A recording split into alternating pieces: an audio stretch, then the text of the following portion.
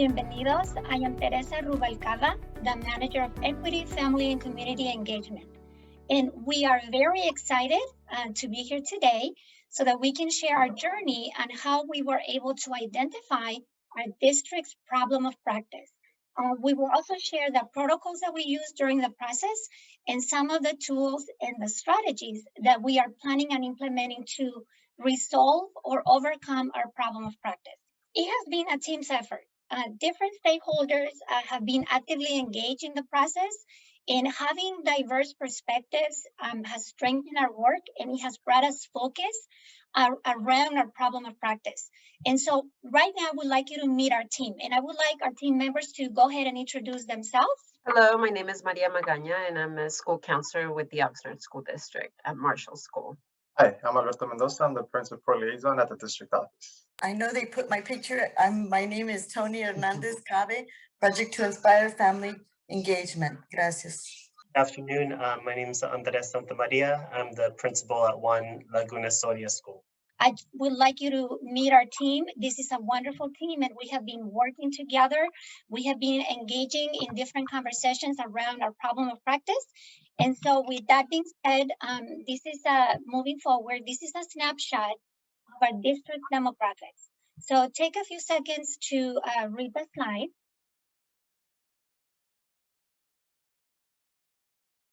So as you can see, we have a high percentage of our students that are Hispanic or Latino.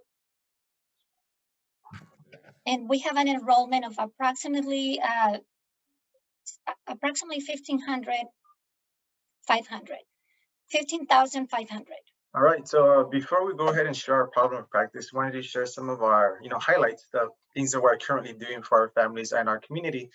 So we do have our parent groups, DLAC, PAC. We do have, we just started a special ed community council that it's for parents and some of our special ed staff. We have a student voice. We have something called the Superintendent Fellows, which is a time that the superintendent can actually speak directly with students and kind of they offer their feedback on kind of how everything's been going on with COVID and just in general. We have out of our 20 schools, 10 of them are DLI schools. We have 2 newcomer academies. We have parent ESL classes and parent Spanish classes. So at each site, we do have an ORC. So out of all of our 20 sites, we have an ORC there. That's basically kind of like our base staff, our family outreach, community support. Each site also has a counselor, and we do have 2 community parent liaisons at the district office. One that mostly focuses on McKinney-Vento, and then it's me that I focus on just parent activities and parent meetings. And kind of one of our highlights with our parents is the Project to Inspire classes that are given by CABE. We have had about 40 parents that have graduated and have become facilitators. We've had 80 parents that have finished their level 2 and have become level 2 graduates. About 135 level 1 graduates.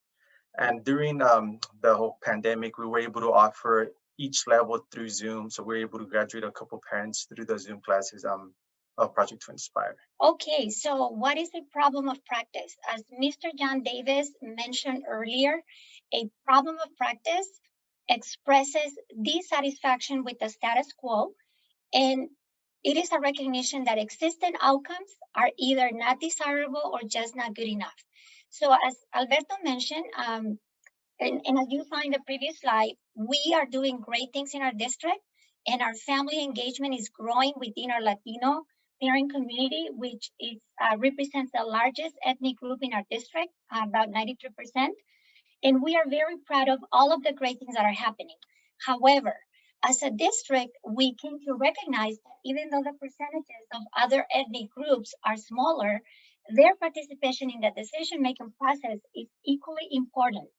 So this sense of urgency to engage our underrepresented communities or groups is what led us to our problem of practice, which is creating opportunities and supporting active engagement of our African American and Mixteco families to actively participate in shared decision-making that impacts student learning. So this is our focus, this is our problem of practice, and we're gonna be sharing a little bit more about the tools and strategies that we are utilizing to overcome these problem of practice. But before we do that, I would like to share with you some of our Ventura County demographics. Our district is in the Ventura County, and here you see a breakdown of the population in Ventura County by race, and about 2.04% are African American, and even though that percentage is small, it's very significant. So I just wanted to give you that overall big picture so that you can picture where we're at as far as demographics. And Dr. Santamaria. Yes, so within our school district, the Oxnard School District, we have approximately 130 African-American students currently enrolled in our 20 schools. So this is 2020, 2021 enrollment data. So this chart will show you a breakdown of how those students are distributed across those schools within our district. So this is from the California dashboard from 2019. So obviously we don't have dashboard data for 2020, but this is the chronic absenteeism indicator. So again, just a reminder, students who are absent for 10% or more of the school year become identified as chronically absent. And so that's about 18 or more school days. So when we look at dashboard data for our African-American students, we actually have to look at district level data because of the group sizes within schools are not statistically significant enough for us to report data at individual sites. So according to this information, about 25 of our 165 African-American students from 2019 were identified as chronically absent. So you'll see that there was an increase of about 2.7% from the previous year. However, our goal is obviously to reduce this rate. This is from Star 360 or Renaissance. So this is data looking at our overall district level scores in the areas of reading and writing. For our African-American students, they are actually performing higher than our district average in the area of reading, but when you look at the math data, they fall below the district average. And you can see how they compare to the other ethnic groups that we serve in our district. A social emotional part of our student population is a very big concern for us. And right now, as we're zeroing in to put more supports in place for our African American student population, we look at what our panorama helps us measure via a survey every year, a couple of times a year. We administer a survey for our students, and now with staff and parents, we use Panorama to get information from our families and our students to see how they are doing in their social emotional learning. So it's basically student competency and supports, how they're feeling about the supports they have in place at the school. And this is for fall of 2020, the information we have now, and for grades 3rd through 5th. In the area of teacher and student relationship, our African-American population was at a 73%. Sense of belonging, we have them at a 67%. And social awareness, 64%. And I could go through all the other groups of students, but our focus right now is how to support this group of students. Self-management, they were at a 63%. Growth mindset, 56%. And emotional regulation, 44%.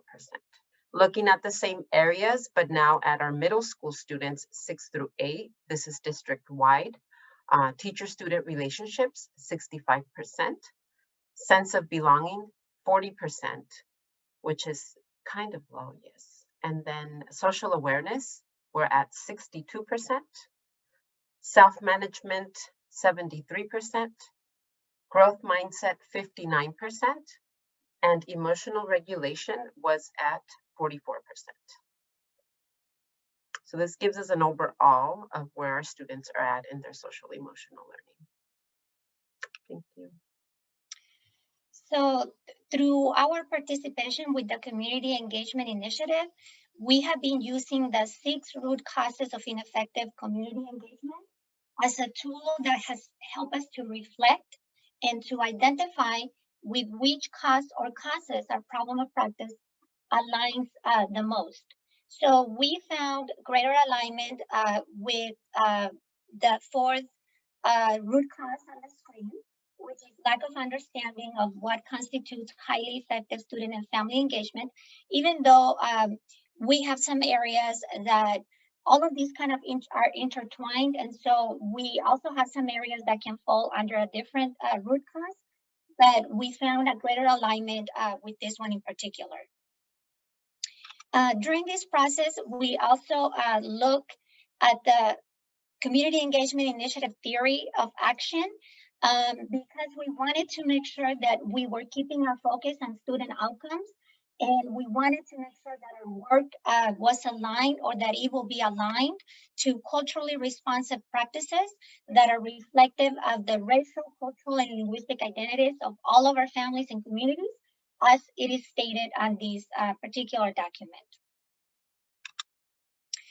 Our team used the Fishbone Protocol.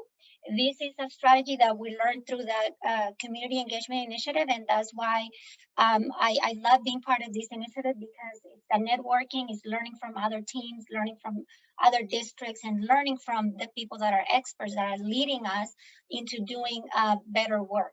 So we use the Fishbone Protocol, and it was a very interesting activity. I feel like at this point, every member of our team felt like we owned the problem, like we finally had ownership of our problem. And we started looking at what are the big causes? How did we get here? What brought us to this point? And so some of the things that you see on your screen are some of the things that we came up with as a team. So a lack of opportunities to engage underrepresented communities in the decision-making process, the need for a comprehensive program-level system of family engagement, securing resources for sustainability, language and cultural barriers. And for the language and cultural barrier, one sub-cause that we identified is that we need to build stakeholder cultural competency and accountability. So I'm going to be reaching out to Lisette a lot, because I know that they are focusing in that area, and I already learned so much about the actions that they are planning to implement. So for us, that will be our next step. Then the lack of emphasis or accountability, not prioritizing the needs of our underrepresented groups in this particular case, because our problem of practice is going to be focusing on our African American community and our Mixteco community. So they need to be, we need to have actions in the LCAP for these groups. They need to be at the forefront. We also talk about building stakeholder capacity in the area of cultural proficiency and effective family and community engagement. So as I said, during these conversations, I feel like our team came together and we feel like we finally own the problem. We know this is something that we need to improve. We need to improve the outcomes of all of our students, but with a particular focus on our African American students, because even though we have a small percentage of students, they are still coming pretty high as far as suspensions and chronic absenteeism. And so that is something that definitely we need to change. So the strategies and tools and resources that we have or plan to put in place to overcome the problem of practice is African American Steering Committee, and that's already being put together. It's been put together working on implementing this to help guide and inform the activities of the African American Parent Group. So from this steering committee, we will form a parent group like our ELAC group, for example, for our English language parent community, something similar like that, that will help us in the decision-making area for the best interest of our children. We will conduct monthly focus groups from an asset-based approach versus deficit-based to build on what families know while identifying areas of need. We will work with families to extend capacity, empowerment, and advocacy. For example, parent-to-parent support, which we found very beneficial. We will use feedback from our Panorama Family Survey, which is something that we just recently did. And I think it's definitely a a very important piece of this puzzle to know how our parents are feeling. And now that we just did that this spring. Panorama Family Survey to build authentic family engagement, build trust, and establish channels for two-way communication. We will review attendance and academic data from the California dashboard, from our Q system for attendance reports, our STAR 360 data, and our Panorama Social Emotional Learning student survey. We will build connections with local organizations and state organizations for support, and we will work with outreach resource specialists in creating, and those are the ORCs that Alberto talked about that are at every site, in creating opportunities to build the capacity of our parents by providing families with information and resources to support student learning and development in the home. We will work with administrators and teachers to build capacity in cultural proficient instruction and research demonstrating the direct relationship between family engagement and improved student outcomes. We will definitely have a particular focus on the engagement of our African American families and Mixteco families in these efforts. And we will utilize supporting the African American learner, a guide for transforming beliefs. And I know this is a very valuable document that Mr. Hualcaba was sharing that we will be able to work with. And this is to transform the belief systems and practices for Black students to support our work. So these are the things, the resources, the strategies we are putting in place to help us in this new journey. So as Ms. Magaña said it, we initiated the work already.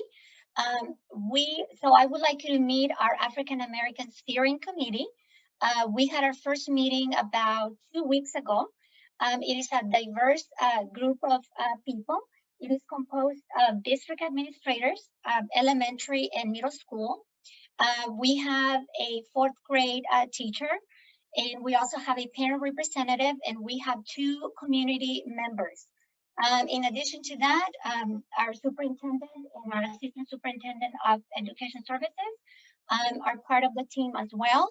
And so the main purpose of the committee will be to guide and inform practices and initiatives that center around the academic achievement and social emotional well-being of our African American students and all of our students. Members of this committee will also be co-facilitating our monthly parent meetings, because one of our goals is to help our parents become leaders themselves. And the input that we have been getting from them as far as like what topics would you like us to address has been very, very helpful in creating some objectives or some goals. And so the purpose of this committee will be to guide those activities and to inform our practices. But it was a very energetic meeting. There was a lot of synergy in the room. I left the meeting feeling so positive and knowing that we're going to be doing great things in our district. And when I asked the members at the end of the meeting, what was their experience in the meeting, they said, fulfilling, and you can see the words on the slide, fulfilling, valuable, empowering, determination, inspirational, constructive, enlightening, engaging, inspired, informative, vision, thoughtful, learning. So it was a great meeting, and we feel very confident that we're going to be doing great things for our communities. So like Ms. Magaña mentioned, I found a link in the AXA magazine, and I believe Riverside is one of the districts that helped put together the Supporting the African American Learner Guide. I read it. It is amazing. It's like a pathway. It kind of shows you the way on what strategies to use to improve the outcomes of African American students.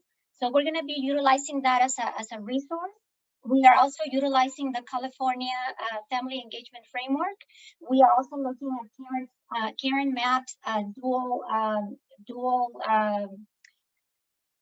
relationship building framework. And then, just getting the feedback from the committee and getting the feedback from our parents, because we want to make sure that they feel like their voices are being heard.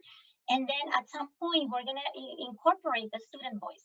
So we're already having conversations. I think we need to have a student in this committee, because students see things from a different perspective, and they will be they will be providing feedback that we might not know, that will be very helpful in this journey as we are trying to improve the outcomes of our African American students.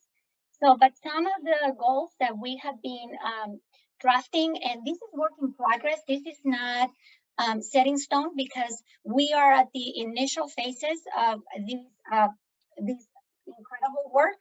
But at our first meeting with the committee, one of the questions was, what would you like to aspire? Like, why are we here? Let's talk about our why. Why do we need to make a difference? Why are we coming together to talk about this specific community? So they said, looking at number 3 through 6, these words came from them. We want to empower African American students and their families to achieve, period, achieve. Reflect with educators about building connections with our African American students and families. Engaging teachers to be part of this process. That is very critical. Connecting with local organizations to recruit mentors, to mentor our African American students. Focusing on building connections, confidence, growth mindset. And so one of the members of the committee, he has great connections with the mentoring program. And so that will be definitely something that we would like to bring to our students, bring to our schools, because I think it's critical. We all think it's critical. The students see themselves like they work with somebody that looks like them. Research shows that increased confidence, that increase their growth mindset and believing in themselves. And so we are very excited. We have great plans for our community and for all of our students, because just like when we plan to do things to improve the outcomes of our English language learners, and we look at evidence-based practices and we start implementing those, we realize that these practices are good for everyone. These practices are good for every single student. The same here. So whatever strategies and practices we will be implementing will not only benefit our African American students, but it will benefit all of our students. So I kind of stole that graphic from Mr. Davis' presentation. The current reality, you look at the data, and so we have a lot of areas where we need to improve, definitely. But we also have a vision, and that vision is coming from the feedback from our community. And we're having our first parent meeting this month, and I will be doing the same activity with them. What do you aspire? What topics would you like us to bring? How would you like to utilize this space that is being given to you to come together as a community, to share your strengths, to share your concerns?